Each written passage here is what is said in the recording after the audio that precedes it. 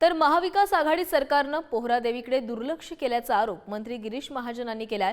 उद्धव ठाकरे मुख्यमंत्री झाले आणि त्यांनी पोहरादेवीकडे येऊन बघितलं सुद्धा नाही अशी टीका देखील गिरीश महाजनांनी उद्धव ठाकरेंवर केली आहे। पंतप्रधान नरेंद्र मोदींच्या दौऱ्यानिमित्त गिरीश महाजन पोहरादेवीत आले असताना त्यांनी ही टीका केलेली आहे।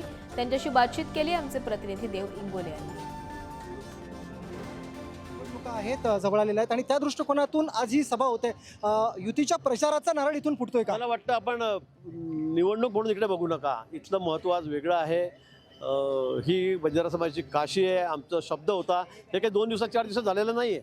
2.5 वर्ष आम्ही जी मेहनत केली, मागच्या काळात देवेंद्रजी होते त्यावेळेला इथे भूमिपूजन केलेलं होतं, पण मधल्या 2.5 वर्षा काळात उद्धवजी मुख्यमंत्री झाले आणि त्यांनी इकडे येऊन सुद्धा बघितलं नाही, काही केलं नाही, 1 रुपया सुद्धा दिला नाही।